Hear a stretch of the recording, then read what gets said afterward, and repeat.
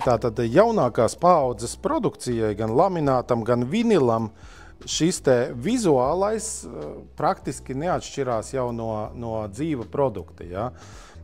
Gan lamināts ir panākts ar matētu laku un virsmas struktūru tāds, kad viņš pa gabalu jau nepateiks, vai tā ir, teiksim, druka vai tas ir dzīves produkts.